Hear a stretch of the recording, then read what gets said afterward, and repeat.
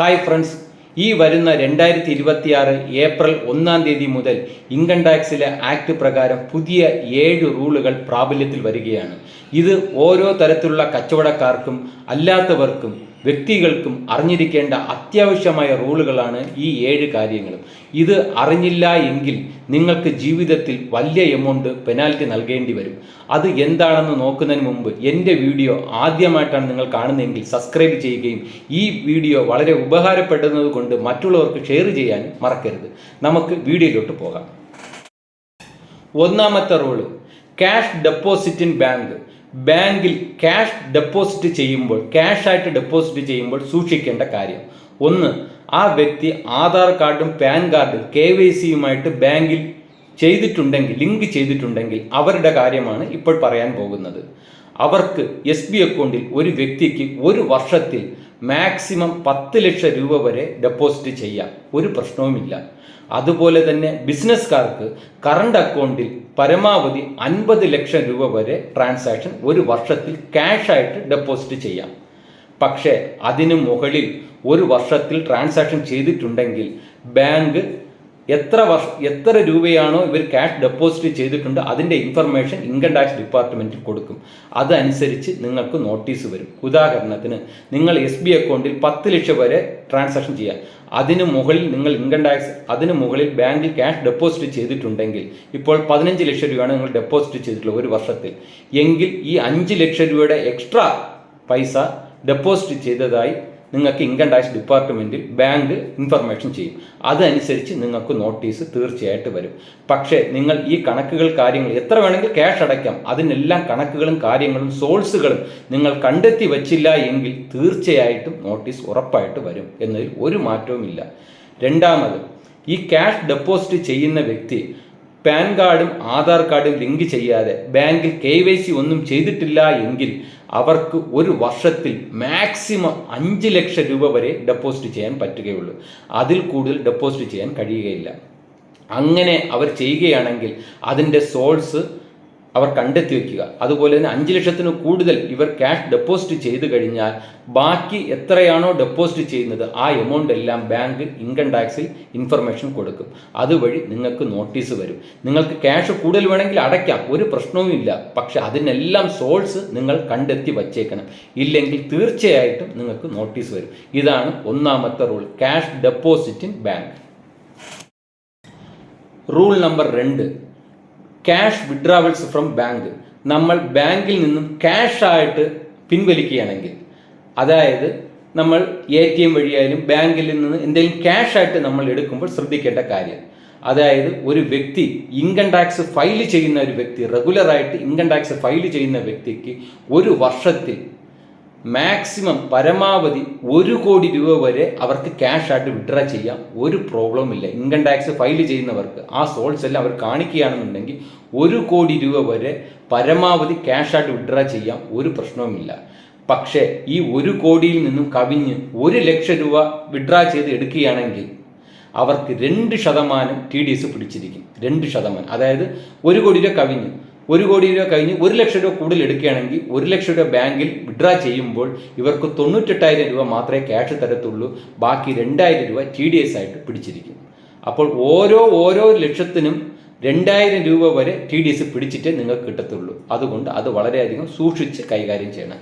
ഇനി അപ്പോൾ ചിലർ വിചാരിക്കും, അത് ഇൻകം ടാക്സ് ഫയൽ ചെയ്യുന്നവർക്കല്ലേ ഈ പ്രശ്നമുള്ളൂ, എനിക്ക് ഇൻകം ടാക്സ് ഒന്നും ഫയലില്ല അതുകൊണ്ട് എനിക്ക് ഈ പ്രശ്നമൊന്നും ഇല്ല എന്ന് വിചാരിക്കേണ്ട, നിങ്ങൾക്കും ഉണ്ട്. ഇൻകം ടാക്സ് ഫയൽ ചെയ്യാത്തവരോ മുടക്കമുള്ളവരോ ഇൻകം ടാക്സ് ഇതുവരെയും ഫയൽ ചെയ്യാത്തവർക്ക് മാക്സിമം പരമാവധി ഒരു വർഷത്തിൽ 20 ലക്ഷം രൂപ മാത്രമേ ക്യാഷായിട്ട് ബാങ്കിൽ നിന്ന് വിഡ്രാ ചെയ്യാൻ പറ്റത്തുള്ളൂ. അത് ATM വഴിയായാലും ബാങ്ക് വഴിയായാലും ഏതായാലും ക്യാഷായിട്ട് നിങ്ങൾക്ക് എടുക്കാൻ പറ്റുന്നത് 20 ലക്ഷം രൂപ വരെ ചെയ്തു കഴിഞ്ഞാൽ പ്രശ്നമില്ല. 20 ലക്ഷത്തിന് മുകളിൽ നിങ്ങൾ എടുക്കുന്ന ഓരോ ലക്ഷം രൂപയ്ക്കും 2% TDS പിടിക്കേണ്ടി വരും. അത് 1 ലക്ഷം എടുക്കുകയാണെങ്കിൽ നിങ്ങൾക്ക് 98,000 രൂപ ബാങ്കിൽ തരുള്ളൂ, 2,000 TDS ആയിട്ട് പിടിച്ചിട്ട് തരത്തുള്ളൂ. ഇത് 20 ലക്ഷം മുതൽ 1 കോടി രൂപ വരെ മാത്രമേ TDS 2% ഉള്ളൂ. 1 കോടിക്ക് മുകളിലാണെങ്കിൽ 5% TDS. 1 കോടി രൂപ നിങ്ങൾ ക്യാഷായിട്ട് വിഡ്രാ ചെയ്ത് കഴിയുകയാണെങ്കിൽ, ഒരു വർഷത്തിൽ കഴിയുകയാണെങ്കിൽ, നിങ്ങൾ 1 ലക്ഷം രൂപ വിഡ്രാ ചെയ്ത് കഴിഞ്ഞാൽ നിങ്ങൾക്ക് 95,000 രൂപ ക്യാഷ് കിട്ടുള്ളൂ. 5% TDS ആയിട്ട് 5,000 രൂപ TDS പിടിച്ചിട്ട് നിങ്ങൾക്ക് വെറും 95,000 രൂപ തരത്തുള്ളൂ. അതുകൊണ്ട് നിങ്ങളുടെ പണം വളരെയധികം നഷ്ടമാവും. എന്നിട്ട് നിങ്ങൾ പേടിക്കേണ്ട, എനിക്ക് TDS പിടിച്ചിട്ടല്ലേ തരുള്ളൂ, എനിക്ക് ഇൻകം ടാക്സ് ഫയൽ ചെയ്യേണ്ട പേടിക്കേണ്ട. ഈ എടുക്കുന്ന 20 ലക്ഷം കഴിഞ്ഞ് വരുന്നതിൻ്റെ ഓരോ സോഴ്സും നിങ്ങൾ കണക്കിൽ സൂക്ഷിച്ചു വെച്ചേക്കുക. അവർ തീർച്ചയായിട്ടും 20 ലക്ഷം എക്സീഡ് ചെയ്ത് കഴിഞ്ഞാൽ തീർച്ചയായിട്ടും നിങ്ങൾക്ക് നോട്ടീസ് അയക്കും. ഇത് ബാങ്ക് ഇൻകം ടാക്സ് ഡിപ്പാർട്ട്മെൻറ്റ് നിങ്ങൾ എടുക്കുന്ന വിഡ്രാവൽസിൻ്റെ ഡീറ്റെയിൽസ് എല്ലാം ബാങ്ക് കൈമാറും. തീർച്ചയായിട്ടും നിങ്ങൾ പെട്ടുപോകും. അതുകൊണ്ട് ഇതിൻ്റെ സോഴ്സൊക്കെ നിങ്ങൾ കണ്ടെത്തി വയ്ക്കുക. 20 ലക്ഷത്തിന് താഴെ നിങ്ങൾ ചെയ്യുകയാണെങ്കിൽ ഒരു പ്രശ്നവുമില്ല. ഇത് ഇൻകം ടാക്സ് ഫയൽ ചെയ്യാത്തവരുടെ കാറ്റഗറിയാണ് ഇപ്പോൾ പറഞ്ഞത്. ഇതാണ് രണ്ടാമത്തെ റൂള്. ഇനി മൂന്നാമത്തത് എന്താണെന്ന് നോക്കാം. Cash transaction in a single transaction from persons maximum to 2 lakhs. അതായത് എന്തെങ്കിലും ഒരു സിംഗിൾ ട്രാൻസാക്ഷൻ ഒരു വ്യക്തിയിൽ നിന്നും നമ്മൾ സ്വീകരിക്കുമ്പോൾ 2 ലക്ഷത്തിൽ കൂടുതൽ ക്യാഷ് ആയിട്ട് കൊടുക്കരുത്. ഉദാഹരണത്തിന് ഞാനൊരു സെക്കൻഡ് ഹാൻഡ് കാറ് ഒരു വ്യക്തിയിൽ നിന്ന് വാങ്ങിയാണ്. കാറിൻ്റെ വില 5 ലക്ഷം രൂപ. ഞാൻ ക്യാഷായിട്ട് പരമാവധി ആ വ്യക്തിക്ക് 2 ലക്ഷം രൂപയെ കൊടുക്കാവൂ. 5 ലക്ഷവും ഞാൻ ക്യാഷാണ് കൊടുത്ത് വാങ്ങുന്നുവെങ്കിൽ ബാക്കി കൊടുക്കുന്ന 3 ലക്ഷം രൂപയും ഇല്ലീഗൽ ട്രാൻസാക്ഷനാണ്. അതിന് പെനാൽറ്റി വലിയ എമൗണ്ടാണ്. അതുപോലെ തന്നെ നിങ്ങൾ ജുവലറിയിൽ ഒരു ഗോൾഡ് ഓർണമെൻറ്റ്സ് വാങ്ങുന്നുണ്ട്. ജുവലറി ഗോൾഡ് ഓർണമെൻറ്റ്സ് വാങ്ങുമ്പോഴത്തേക്ക് എല്ലാം കൂടെ ഒരു 3.5 ലക്ഷം രൂപ ബില്ലായി. നിങ്ങൾക്ക് പരമാവധി ക്യാഷായിട്ട് 2 ലക്ഷം രൂപ കൊടുക്കാൻ സാധിക്കുകയുള്ളൂ. ബാക്കി 1.5 ലക്ഷം രൂപയും നിങ്ങൾ RTGS ആയിട്ടോ നെഫ്റ്റായിട്ടോ അല്ലെങ്കിൽ ഡിജിറ്റൽ മാർഗം ഗൂഗിൾ പേ വഴി എന്തെങ്കിലും നിങ്ങൾക്ക് ചെയ്യാൻ സാധിക്കുകയുള്ളൂ. അങ്ങനെ നിങ്ങൾ കൊടുക്കുന്ന പക്ഷം നിങ്ങൾക്ക് ഇമ്പോസ് ചെയ്യുന്ന പെനാൽറ്റി വലിയ എമൗണ്ടാണ്. Section 269 ST of the income tax act 1961 പ്രകാരം ഇതിൻ്റെ പെനാൽറ്റി എന്ന് പറയുന്നത് 100% ആണ്. നിങ്ങൾ കൊടുക്കുന്ന എക്സ്ട്രാ 2 ലക്ഷത്തിന് കൊടുക്കുന്ന എത്ര രൂപയാണോ കൂടുതൽ കൊടുക്കുന്നത് അത്രയും എമൗണ്ട് പെനാൽറ്റിയാണ്. നിങ്ങൾ ഒരു 5 ലക്ഷം രൂപ ക്യാഷായിട്ട് കൊടുക്കുകയാണെങ്കിൽ 5 ലക്ഷവും ആ 2 ലക്ഷം പോയിട്ട് ബാക്കി കൊടുക്കുന്ന 3 ലക്ഷത്തിനും 3 ലക്ഷം രൂപയാണ് പെനാൽറ്റി. 100% ആണ്. അതുകൊണ്ട് ഈ റൂളിനെ നിങ്ങൾ വളരെയധികം സൂക്ഷിച്ചു വേണം കൈകാര്യം ചെയ്യാൻ. അല്ലെങ്കിൽ പെനാൽറ്റി വലിയ എമൗണ്ടാണ്, 100% ആണ്. ഇനി നാലാമത്തെ rule, cash accepting in A property transaction. അതായത് ഭൂമിയോ ബിൽഡിങ്ങോ എന്തെങ്കിലും വിലയ്ക്ക് വാങ്ങുന്ന സമയത്തിൽ നമ്മൾ സൂക്ഷിക്കാനുള്ളത്, എന്തെങ്കിലും വസ്തുക്കളോ അല്ലെങ്കിൽ ബിൽഡിങ്ങോ എന്തെങ്കിലും വാങ്ങുമ്പോൾ നമ്മൾ ആദ്യം അഡ്വാൻസ് എന്ന് വയ്ക്കാറുണ്ടില്ലേ? 50,000 രൂപ അഡ്വാൻസ് കൊടുത്തു, അല്ലെങ്കിൽ 1 ലക്ഷം രൂപ. ഇത് പരമാവധി 20,000 രൂപയെ അഡ്വാൻസ് ആയിട്ട് ക്യാഷ് കൊടുക്കാൻ സാധിക്കുള്ളൂ. ബാക്കി നിങ്ങൾ എത്ര എമൗണ്ട് കൊടുത്താലും അത് ഡിജിറ്റൽ മാർഗം ചെക്കോ RTGS നെഫ്റ്റോ GP അങ്ങനെ വഴി വേണം കൊടുക്കാൻ. 20,000 മുകളിൽ നിങ്ങൾ എത്ര എമൗണ്ട് അഡ്വാൻസ് ആയിട്ട് കൊടുത്താലും അത് ഫുള്ളും ഇല്ലീഗലാണ്. അതിന് 100% പെനാൽറ്റിയാണ്. അതായത് നിങ്ങൾ അഡ്വാൻസ് 1 ലക്ഷം രൂപ ക്യാഷ് കൊടുത്തു, അതിൽ 20,000 രൂപ എക്സംഷൻ പോയിട്ട് ബാക്കി 80,000 രൂപയ്ക്കും നിങ്ങൾക്ക് ഇമ്പോസ് ചെയ്യുന്ന പെനാൽറ്റി 80,000 പെനാൽറ്റിയാണ്. 100% ആണ്. അതുപോലെ ആ വസ്തു നിങ്ങൾ ഇടപാട് ചെയ്യുമ്പോൾ 20,000 രൂപ മാത്രമേ ക്യാഷായിട്ട് നിങ്ങൾക്ക് കൊടുക്കാൻ സാധിക്കുള്ളൂ. ബാക്കി കൊടുക്കുന്ന എത്ര എമൗണ്ട് ആയാലും ചെക്കായിട്ടോ RTGS ഡിജിറ്റൽ മാർക്കം കൊടുക്കാം. അങ്ങനെ ഇല്ല, ഞാൻ ക്യാഷായിട്ടാണ് 10 ലക്ഷം കൊടുത്ത ബിൽഡിംഗ് വാങ്ങിയത്, ആ വസ്തു വാങ്ങിയെന്ന് കഴിഞ്ഞാൽ നിങ്ങൾക്ക് 20,000 രൂപ മാത്രമേ എക്സംഷൻ ഉള്ളൂ. ബാക്കി കൊടുക്കുന്ന എത്ര എമൗണ്ട് 10 ലക്ഷം കൊടുത്തു കഴിഞ്ഞാൽ ആ 10 ലക്ഷത്തിൻ്റെ പെനാൽറ്റി 10 ലക്ഷവും പെനാൽറ്റിയാണ്. അതായത് 100% ആണ് ഇവിടെ പെനാൽറ്റി ആയിട്ട് ഈ സെക്ഷൻ പ്രകാരം അവർ ചാർജ് ചെയ്തിരിക്കുന്നത്. അതുകൊണ്ട് പ്രോപ്പർട്ടികൾ വാങ്ങുമ്പോഴും വിൽക്കുമ്പോഴും വളരെയധികം സൂക്ഷിക്കുക. 20,000-ൽ കൂടുതൽ ക്യാഷായിട്ട് കൊടുത്ത് ഒരു ഡീലിംഗ് ചെയ്യരുത്. ഇനി അഞ്ചാമത്, cash acceptance or repayment as A loan. അതായത് നമ്മൾ എല്ലാവർക്കും കടം കൊടുക്കും അല്ലെങ്കിൽ കടം വാങ്ങും, ഇല്ലേ? കടം വാങ്ങാത്തവരായി ആരുമില്ല. ഇനി അവർക്കും ഒരു പണി കിട്ടുകയാണ്. അതായത് കടമായിട്ട് ക്യാഷായിട്ട് ആരെങ്കിലും കയ്യിൽ നിന്ന് വാങ്ങുന്നത് മാക്സിമം 20,000 രൂപ വരെ ക്യാഷായിട്ട് വാങ്ങാവൂ. അതുപോലെ തന്നെ ആ കടം വാങ്ങിയ ക്യാഷ് തിരിച്ചു കൊടുക്കുന്നതും പരമാവധി 20,000 രൂപ വരെ ക്യാഷായിട്ട് തിരിച്ചു കൊടുക്കാൻ പറ്റുള്ളൂ ഒരു ദിവസത്തേക്ക്. അത് വളരെയധികം സൂക്ഷിക്കുക. കാരണം ഇതിൻ്റെ പെനാൽറ്റി, ഇപ്പോൾ ഉദാഹരണത്തിന് ഞാൻ നിങ്ങൾക്ക് ഒരു 50,000 രൂപയാണ് ക്യാഷായിട്ട് കടം തന്നെങ്കിൽ 20,000 രൂപ മാത്രമേ എക്സംഷൻ ഉള്ളൂ. ബാക്കി 30,000-ൻ്റെ പെനാൽറ്റി 30,000 പെനാൽറ്റിയാണ്. ഇവിടെയും പെനാൽറ്റിയുടെ പെർസെൻറ്റേജ് 100% ആണ്. അതുപോലെ തന്നെ ഞാൻ നിങ്ങൾക്ക് 2 ലക്ഷം രൂപ കടം തന്നിട്ടുണ്ട്, നിങ്ങൾ തിരിച്ച് 2 ലക്ഷവും എനിക്ക് ക്യാഷ് ആയിട്ടാണ് ഒരു ദിവസം ഒറ്റ പേയ്മെൻ്റ് ആയിട്ട് തരുന്നുവെങ്കിൽ ആ 20,000 മാത്രമേ എക്സംഷൻ ഉള്ളൂ. ബാക്കി 1,80,000 പെനാൽറ്റി 100% ആണ്. അതായത് 1,80,000 പെനാൽറ്റിയാണ്. അതുകൊണ്ട് കടം വാങ്ങുമ്പോഴും കൊടുക്കുമ്പോഴും വളരെയധികം സൂക്ഷിക്കുക. ഒരു ദിവസത്തിൽ 20,000 മുകളിൽ ഒരിക്കലും കടം കൊടുക്കരുത്, കടം വാങ്ങരുത്. അത് ഇല്ലീഗലാണ്.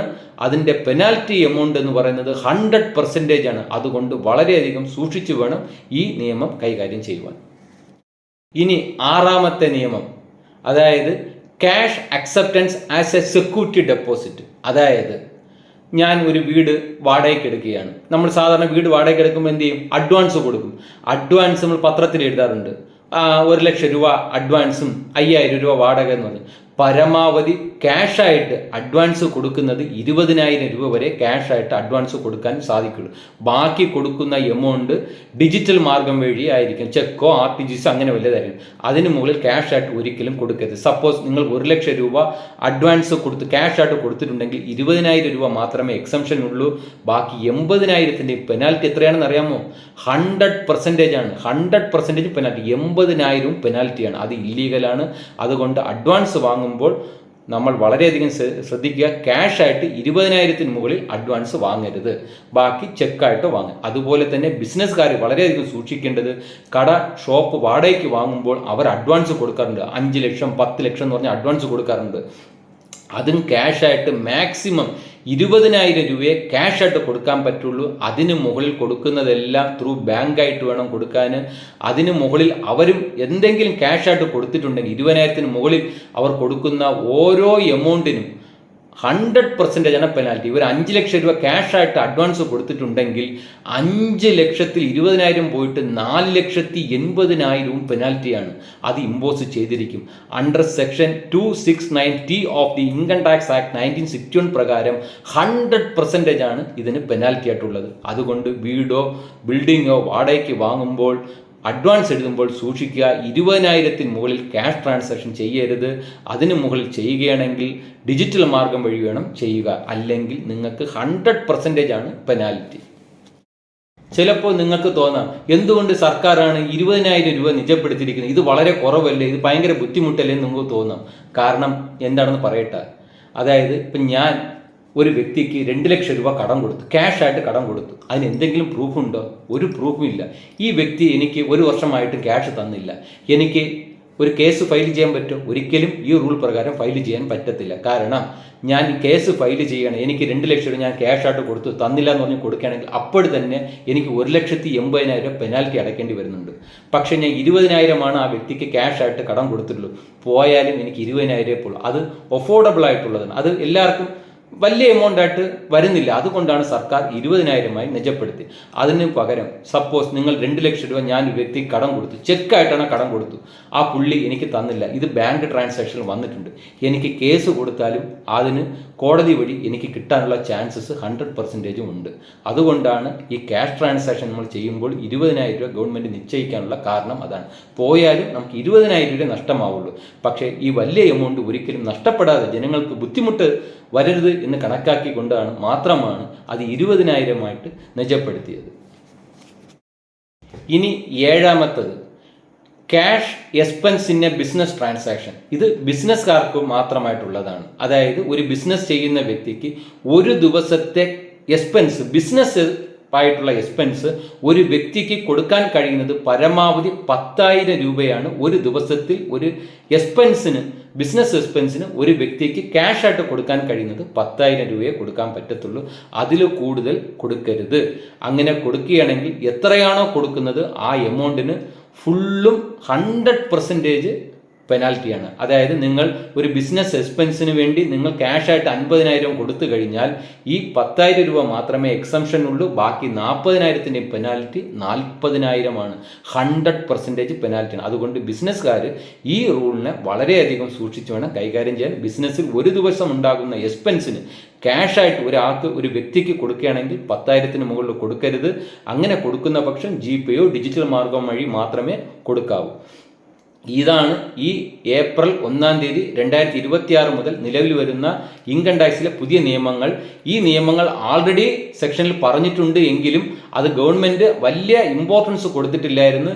ഈ വർഷം ഈ ഏപ്രിൽ 1 തീയതി മുതൽ ഇതിന് വളരെയധികം പ്രാധാന്യം നൽകിക്കൊണ്ടാണ് ഇൻകം ടാക്സ് ഡിപ്പാർട്ട്മെൻറ്റ് ഈ സെക്ഷൻ വെച്ച് മുന്നോട്ട് പോകുന്നത്. അതുകൊണ്ട് എല്ലാവരും വളരെയധികം സൂക്ഷിച്ചു വേണം. നിങ്ങൾ ഒരു ഫിനാൻഷ്യൽ അഡ്വൈസറിനെ കണ്ട് എന്തെങ്കിലും ഡൗട്ട് ഉണ്ടെങ്കിൽ ചോദിച്ച് കൺഫർമേഷൻ കിട്ടിയതിന് ശേഷം മാത്രമേ എന്തെങ്കിലും ഡീൽ ചെയ്ത് നല്ല രീതിയിൽ പോവുക. അല്ലെങ്കിൽ നിങ്ങൾക്കുണ്ടാകുന്ന പെനാൽറ്റി വലിയ എമൗണ്ട് ആയിരിക്കും. അതുകൊണ്ട് ഒന്ന് കൺസൾട്ട് ചെയ്തതിന് ശേഷം വേണം മാത്രമേ എന്തെങ്കിലും ട്രാൻസാക്ഷനുകൾ ചെയ്യാവൂ. നിങ്ങൾക്ക് ഈ വീഡിയോ ഉപകാരപ്പെട്ടിട്ടുണ്ടെങ്കിൽ മറ്റുള്ളവർക്കും കൂടെ ഷെയർ ചെയ്യുക. നിങ്ങൾ സബ്സ്ക്രൈബ് ചെയ്യുക, ലൈക്ക് ചെയ്യുക. ബൈ. പുതിയൊരു വീഡിയോയുമായിട്ട് കാണാം.